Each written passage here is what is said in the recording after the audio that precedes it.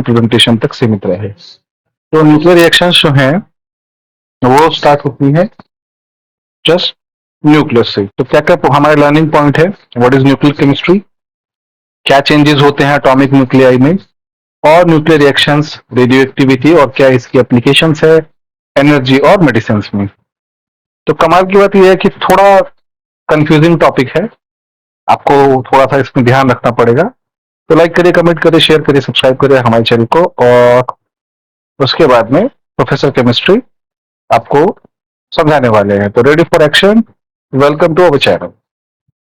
चलिए, तो अगर हम जस्ट एटम के पर्सपेक्टिव से देखें तो सब चीजें, दुनिया की हर एक चीज एटम से बनी हुई है। तो ये बिल्डिंग ब्लॉक्स है हर एक चीज के, और एलिमेंट्स जो होते हैं, ठीक है ना, वो एटम से बने होते हैं। तो एक तरह के, जैसे हमने प्योर अभी पिछली कुछ वीडियो में बात किया था कि हमारे पास में प्योर सब्सटेंसेस होते हैं, मिक्सचर्स होते हैं, ठीक है। तो gold is made up of gold atom, और ऑक्सीजन इसी तरीके से ऑक्सीजन एटम का बनेगा, नाइट्रोजन नाइट्रोजन एटम का बनेगा। और ये पर्टिकुलर एलिमेंट, मतलब पर्टिकुलर सब्सटेंस के पर्टिकुलर एलिमेंट के लिए बहुत ही स्पेसिफिक है, वो यूनिक है। ऐसा नहीं है कि गोल्ड के एटम में ऑक्सीजन का कोई एटम होगा, नहीं, दे आर स्पेसिफिक।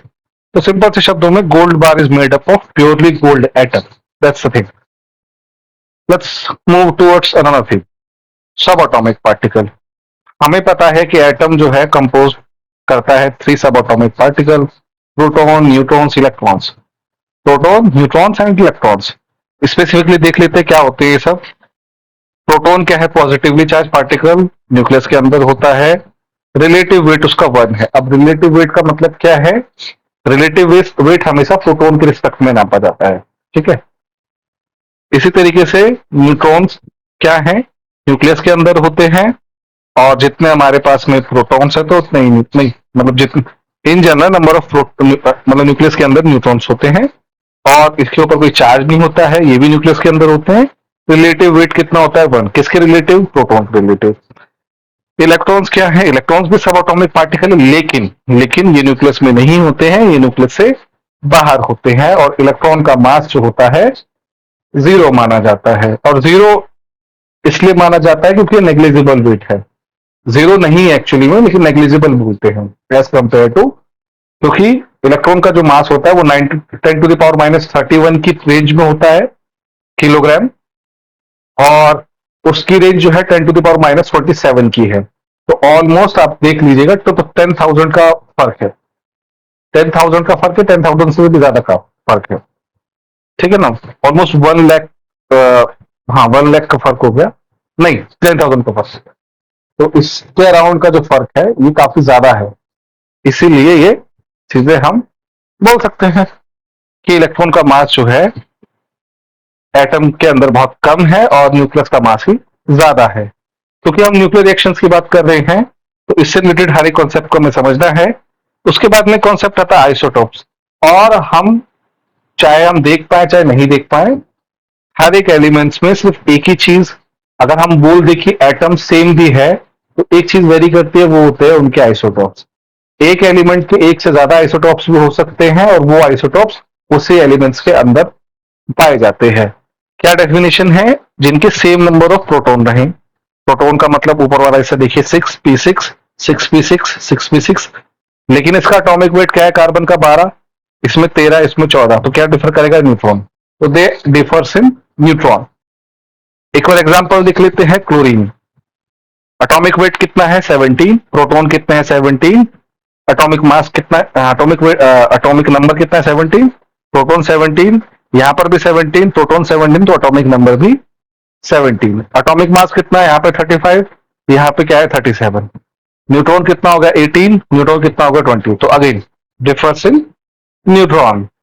अब अगली कहानी आती है आइसोबार्स की।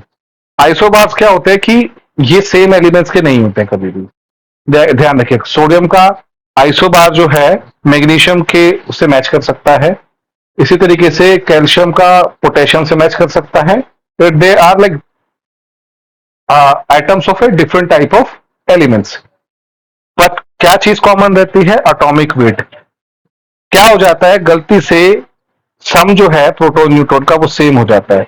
तो इसी तरीके से जो 11 सोडियम है उसका जो एटॉमिक वेट है 24 है, और मैग्नीशियम का जो एटॉमिक वेट है वो भी 24 है। आइसोटॉप समझ में आ गया, आइसोबार समझ में आ गया। अब हम स्टार्ट कर सकते हैं बेसिक जो है। सबसे पहली जो टर्म इस्तेमाल होती है वो है रेडियो एक्टिविटी। रेडियो एक्टिविटी की क्यों बात करनी पड़ती है? क्योंकि क्या होता है ना कि हमारे जो नॉर्मल रिएक्शंस होती है, लेट्स से कि तुम बात करो, H2 कंबाइन करता है 1/2 O2 से, कंबाइन करके H2O बनाता है। ये रेडियो एक्टिव रिएक्शन नहीं है, एक सिंपल कॉम्बिनेशन रिएक्शन है, ठीक है। लेकिन रेडियो एक्टिव रिएक्शंस जहां पर भी होगी वहां पर बहुत ज्यादा एनर्जी की जरूरत पड़ती है, एनर्जी रिलीज होती है, ठीक है। तो स्पॉन्टेनियस इमिशन ऑफ पार्टिकल होता है, या तो एब्जॉर्प्शन हो सकता है और रेडिएशन निकलती है, ठीक है। और जो न्यूक्लियस होता है हाईली अनस्टेबल होता है। कुछ और जानना चाहते हैं, जानेंगे रेडियो एक्टिविटी के बारे में। डिस्कवर्ड किया था हेनरी बैक्वेल और उस पर रिसर्च की थी मैरी क्यूरी ने। इसीलिए रेडियो एक्टिविटी की निश्चय होती है BQ, उसको बैक्वेल भी बोलते हैं, ठीक है। अब पहला पार्टिकल जो हम बात करने वाले हैं, it is similar to hydrogen. मतलब क्या है कि एक पार्टिकल दूसरे पार्टिकल पर स्ट्राइक किया और इस तरीके से छोटे छोटे पार्टिकल निकले। तो जो पहला पार्टिकल स्ट्राइक कर सकता है alpha, alpha is a very strong candidate. It's like a मतलब इट्स वेरी हैवी पार्टिकल। समझ पा रहे? It is equivalent to helium. Atomic number जो है 2 है, एटॉमिक मास जो है 4 है। इसीलिए जब हम न्यूक्लियस की डिस्कवरी कर रहे थे, रदरफोर्ड न्यूक्लियस की डिस्कवरी कर रहे थे, तो उन्होंने अल्फा पार्टिकल चुना था, क्योंकि अल्फा पार्टिकल बहुत हैवी है और वहां पर गोल्ड था और गोल्ड का न्यूक्लियस भी बहुत हैवी है। तो इट्स लाइक कि यहां पर ट्रक साइकिल से कोलाइड कर रहा है, मतलब ट्रक जो है साइकिल से कोलाइड कर रहा है, ऐसी सिचुएशन है। तो क्या होगा? अगर ट्रक साइकिल से कोलाइड करेगा तो साइकिल तो बचेगी नहीं किसी भी हालत में। लेकिन अगर ट्रक किसी जीप से या बड़ी कुछ गाड़ी से करेगा तो ट्रक को भी काफी नुकसान होगा। इसलिए अल्फा पार्टिकल रेडियो एक्टिविटी में, या फिर पार्टिकल्स का ट्रक है, वो पार्टिकल की जीप है। बीटा पार्टिकल के बारे में बात करें, it is an electron. Basically it's an electron, but it's called beta particle क्योंकि ये इलेक्ट्रॉन की तरह नहीं निकलता है। इसके पास में अपनी एक एनर्जी है। जब ये निकलता है तो इलेक्ट्रॉन जब निकलता है तो in the form of beta particle निकलता है। सिमिलर सिचुएशन है। उसके बाद है गामा रेज। गामा रेज क्या होती है? They are high energy photons, कुछ भी नहीं, और हाई पेनिट्रेशन पावर। मतलब ये, अगर आप गामा रेज के बारे में बात कर रहे हैं तो ये किसी भी मोटी से मोटी जगह को चीर सकते हैं। लेट्स से कि अगर कोई एक तुम्हारी न्यूक्लियर रिएक्शन है जिसमें तुम्हारा एटॉमिक मास जो है A है और एलिमेंट का नाम क्या है X है और एटॉमिक नंबर क्या है Z है, उससे अल्फा पार्टिकल निकलता है, तो एक जो नया एलिमेंट बनेगा X1, वो पुराने वाले नंबर से A-4 होगा, यानी उसका एटॉमिक मास जो होगा 4 कम होगा और एटॉमिक नंबर जो है उसका 2 कम होगा। इसलिए इसको बोलते हैं पेरेंट न्यूक्लियाई, बड़े वाले को, और जो बनता है उसको बोलते हैं डॉटर न्यूक्लियाई, और अल्फा पार्टिकल रिलीज होगा और गामा जो है हमारी इसमें तो निकलेगी। और ध्यान रखिए, gamma radiation is a relaxing radiation. मतलब न्यूक्लियर प्रोसेस जब भी होते हैं तो रेडिएशन जो निकलते हैं वो गामा की फॉर्म में निकलते हैं, जो हमारा इस्तेमाल होता है बहुत सारी जगहों पे। दूसरी जो है 238 यूरेनियम, मतलब एग्जांपल पूछने वाली रिएक्शन का, 238 यूरेनियम 92 रिएक्शन करके, अगर रिएक्शन नहीं मतलब न्यूक्लियर रिएक्शन अगर जाएगा तो थोरियम बनाएगा 23490, अल्फा पार्टिकल निकलेगा और 2 times of gamma radiation release होती है। दूसरा क्या है? बीटा पार्टिकल अगर निकलेगा तो इट्स एन जेड बेसिकली। ये जो है इसको जेड समझ लीजिएगा प्लीज। ये जेड है, मैंने चेंज किया था बट चेंज नहीं हुआ। तो ये जेड है तो Z+1 होगा और एटॉमिक वेट में कोई चेंज नहीं होगा, एटॉमिक नंबर बस +1 होगा और बीटा पार्टिकल रिलीज होगा, ठीक है। तो इसका एक एग्जाम्पल देखा जाए। हाँ, एग्जाम्पल अगर हम देखेंगे तो है एग्जाम्पल हमारे पास में। हाँ, तो थोरियम अगर बीटा इमिशन जाता है, बीटा तो कैसे निकलेगा? 234 जो थोरियम है वो कन्वर्ट होगा 0B1 में, मतलब वो ट्रैक्टियम बोलते हैं इसको, इसमें कन्वर्ट होगा 23491, उसका एटॉमिक नंबर हो जाएगा। एटॉमिक वेट 234, एटॉमिक नंबर 91, और बीटा पार्टिकल रिलीज होगा अलॉन्ग विद गामा रेडिएशन। जब ये होगा तब एनर्जी रिलीज होगी। तो अब हम इसकी एप्लीकेशन से स्टार्ट करते हैं। पहली एप्लीकेशन जो है, ठीक है, एप्लीकेशन है न्यूक्लियर रिएक्टर्स और न्यूक्लियर पावर प्लांट्स। ध्यान रखिएगा कि अगर अगर मतलब जो अभी तो खैर सारी मतलब ये हो रहा है, अगर हम न्यूक्लियर पावर को उस लेवल पर कंट्रोल कर पाए तो आप समझ लीजिए कि तुम्हारा 1 ग्राम यूरेनियम तुम्हारे थाउजेंड्स ऑफ क्विंटल कार्बन या कोल के बराबर का है। तो हमें उस दिन का वेट करना चाहिए कि तुम्हारे बल्ब में भी न्यूक्लियर रिएक्शन हो। ठीक है। मेडिकल इमेजिंग, रेडियो आइसोटॉप्स एक पर्टिकुलर एरिया को भी इमेजिन मतलब कलर इमिट करता है। तो इसको तुम और उसके जो रेडियो आइसोटॉप्स, जो भी हम आइसोटॉप्स की बात कर रहे थे, उसको हम मेडिकल इमेजिंग में भी इस्तेमाल कर सकते हैं। उसके बाद है कैंसर ट्रीटमेंट। ठीक है, हम इसका इस्तेमाल कैंसर ट्रीटमेंट में भी करते हैं। ठीक है, कैंसर ट्रीटमेंट मतलब जब ट्यूमर जो होता है एक बिंगिन ट्यूमर है, बिंगिन मतलब it is a localise tumour, तो वी मतलब हम रेडिएशन उसमें डालते हैं ताकि उसको पूरा खत्म कर सके और उस समय पूरा वो जो पार्टिकल है, सेफ जो भी ट्यूमर है सेफली उसको कम किया जा सके। ठीक है, इसीलिए जब आप रेडिएशन के जब रेडिएशन थेरेपीज होती है तो लोग बोलते हैं कि हम बहुत वीक हो गए हैं, काले पड़ गए हैं। वो इसलिए होता है क्योंकि बीटा जो रेडिएशन जो होती है वो इस चीज को पहचान नहीं पाती है कि आपकी नॉर्मल सेल्स क्या है और जो डिमोडिफाइड सेल है वो क्या है या कैंसर सेल्स क्या है। तो इसीलिए और रेडिएशन थेरेपी से फोर्थ से स्टेज तक के कैंसर में हमको मदद मिलती है। जब लास्ट स्टेज बचती है तो रेडिएशन थेरेपी ही बचती है। ठीक है, उसके बाद में स्टरलाइजेशन। स्टरलाइजेशन का मतलब क्या है कि आप किसी हॉस्पिटल में है, आप एपरेटर्स को धोने के लिए गर्म पानी का इस्तेमाल करते हैं, लेकिन हर बार ऐसा नहीं होगा। कुछ वायरसेस ऐसे होते हैं जो गर्म पानी या बाकी सब चीजों से नहीं होते हैं। उसके लिए हम क्या करते हैं, उसमें हम रेडिएशंस डालते हैं ताकि हर तरह का वायरस मर सके या फंगस जो भी है मर सके। उन सब केसेस में भी ये बहुत ज्यादा इमिटेड है, तो एप्रोटस को उसमें डाला जाता है, स्टरलाइज किया जाता है और बंद कर दिया जाता है। ठीक है, उसके बाद में है फूड इरेडिएशन और पेस्ट कंट्रोल। इसका पेस्ट कंट्रोल में भी इस्तेमाल होता है। मतलब क्या है कि आप जैसे फर्टिलाइजर का इस्तेमाल करते हैं, फर्टिलाइजर से सबसे जो नुकसानदेह चीज ये होती है कि आपकी जो जमीन है वो खराब हो जाती है।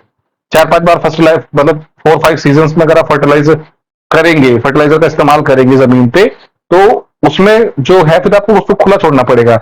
ऐसा केस इसमें नहीं है, ऐसा जो है इसमें नहीं है। अगर आप जितनी बार भी चाहें, जितनी बार भी आप इसको इरेडिएशन करना चाहें करेंगे। बहुत सारे केसेस में मतलब बहुत सारी जगहों पे इंडिया से बाहर आलू जो है स्टरलाइज करके ही बनाए जाते हैं या फूड इरेडिएशन से करते हैं। इवन पेस्ट कंट्रोल में भी इसका इस्तेमाल कर सकते हैं। एक कॉन्सेप्ट होता है रेडियो एक्टिविटी में जिसको बोलते हैं रेस्ट मास। ये वही famous E is equal to MC square का रिलेशन है। कहानी क्या होती है कि पार्टिकल अगर रेस्ट में है ना, कोई भी फोटोन जो है उसका रेस्ट मास जीरो है। क्यों क्यों रेस्ट मास जीरो है? क्योंकि photon is a like it's a wave. तो वेव अगर मोशन में नहीं है तो इट्स अ पार्टिकल, इसलिए उसकी वेलोसिटी जीरो है। लेट्स से कि धीरे धीरे धीरे धीरे धीरे आप उसकी स्पीड को बढ़ा रहे हैं, और अगर आप स्पीड को बढ़ा रहे हैं और वो स्पीड ऑफ लाइट को वो कर जाए तो उसके रेस्ट मास जो है फिर जीरो नहीं होगा। तो उसका रेस्ट मास कैसे वेरी करेगा? m0 m1 - v/c²। Let's say कि और ये जो v है कभी भी c के इक्वल नहीं हो सकती है। बहुत मतलब इनफाइनाइट अमाउंट ऑफ एनर्जी आपको चाहिए इस चीज को करने के लिए। ठीक है, तो एक केसेस में ऐसा होगा कि आपका मास जो है थोड़ा सा वेरी करेगा। यही रेस्ट मास का कंसेप्ट है। ठीक है, होता क्या है, जब भी आप निकल रिएक्शन करते हो तो आप जब उसको बैलेंस करने की कोशिश करते हो, जैसे आप नॉट एटॉमिक बैलेंस, मैं बोल रहा हूं यहाँ पे एटॉमिक नंबर और मास नंबर को बैलेंस करने की कोशिश करते हो या एटॉमिक मासेस में जो चेंज निकालने की कोशिश करते हो, they are in miss they are there some missing rest mass. और वही रेस्ट मास जो है इसको मास डिफेक्ट भी बोलते हैं। लेट्स से कि अगर मास ऑफ प्रोडक्ट जो है या जो एटॉमिक मास है एमपी माइनस, ये इसको क्यू टर्म्स बोलते हैं, क्यू वैल्यू बोलते हैं। और इसको मिडली मतलब इसको जो डिफरेंस निकालो, यूनिफाइड मास को मल्टीप्लाई करो 931 एमबी से, मिली इलेक्ट्रॉन 10⁶ इलेक्ट्रॉन वोल्ट, तो it's a mega electron volt. ठीक है, तो Q, लेट्स से कि अगर MP is greater than MR, तो क्या होगा, there is an increase in mass. तो इंक्रीज इन मास को हम नेगेटिव से दिखाते हैं, तो एब्जॉर्ब्ड होता है, ये उल्टा है, ध्यान रखना। अगर इंक्रीज होगा तो नेगेटिव से दिखाते हैं, और अगर डिक्रीज होगा तो पॉजिटिव से दिखाते हैं। तो एब्जॉर्ब जो होगी, एनर्जी एब्जॉर्ब्ड होगी इसमें, और इसको बोलेंगे इंडोर्जिक, इंडोर्जिक प्रोसेस।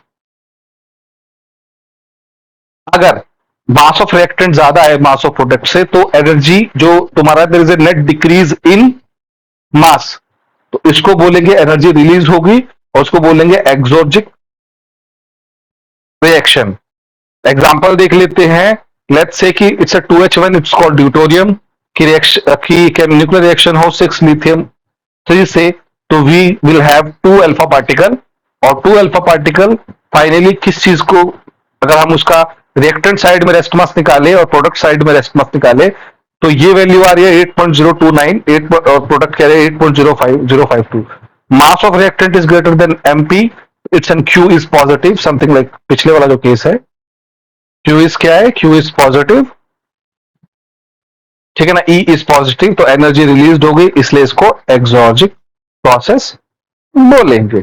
ठीक है, इसके अगेंस्ट अगर मास ऑफ प्रोडक्ट ज्यादा, तो there is increase in mass, तो ऊपर वाली टर्म को अगर देखेंगे, अगर नॉर्मल आंखों से देखोगे तो 7 + 1 = 8, तो बराबर है, नहीं, हम रेस्ट मास की बात कर रहे हैं। ठीक है, निकालेंगे तो प्रोडक्ट का देखो 8.02813, इधर रिएक्टेंट का देखो 8.026, तो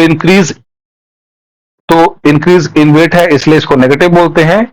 और मिसिंग रेस्ट मास कितना होगा, 0.0017, 1/mc² 93149 होता है, मल्टीप्लाई करोगे तो it will be 1.64 milli electron volt.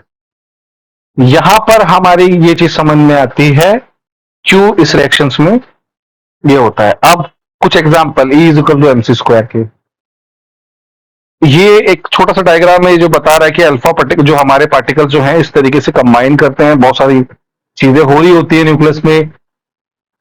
Best example is this one. ठीक है, क्या होगा कि लेट्स से कि आपका न्यूट्रॉन जो है यूरेनियम पे अटैक करेगा, जैसे ही वो अटैक करेगा न्यूक्लियस टूटेगा छोटे छोटे पार्टिकल्स में, और न्यूट्रॉन पार्टिकल्स इस तरह से बनेंगे, इस तरीके से बैरियम बनेगा, क्रिप्टॉन बनेगा, इस प्रोसेस को बोलेंगे fusion, nuclear fusion. Then fusion, fusion में क्या होगा, दो पार्टिकल कंबाइन करके दूसरे एक बड़ा पार्टिकल बनाएंगे, इसको बोलते हैं फ्यूजन। सूरज इसका बेस्ट एग्जांपल है। सूरज की जो एनर्जी है, sun produces energy through process called nuclear fusion. वहां पर इतनी ज्यादा एनर्जी होती है कि पार्टिकल्स को अपने आप ही एनर्जी मिल जाती है, और they can combine, nuclear reactions are possible, that's why they are, this is called fusion. ठीक है, कहानी बहुत ही अच्छी थी। उसके बाद में हम अब न्यूक्लियर रिएक्शंस के मामले में बहुत ही स्मार्ट हो गए हैं, और इसी क्वेश्चन का आंसर देते हुए कि law of conservation of energy nuclear reactions में फॉलो नहीं होते हैं, क्योंकि आप अभी पिछले जितने भी एग्जांपल्स आपने देखे, उसमें आप एक मास का जो पोर्शन है वो मिस कर जा रहे हैं। वो जो पोर्शन ऑफ मास जो है वो मिस हुआ है, वही एनर्जी की फॉर्म में हमें मिलता है। इसलिए E = mc² का जो रिलेशन है वो वैलिड होता है। तो अब हम सब स्मार्ट हैं, तो don't forget to like, share and subscribe to our channel. It's actually your channel. The inspiration is to help everyone. Thank you very much for watching our videos.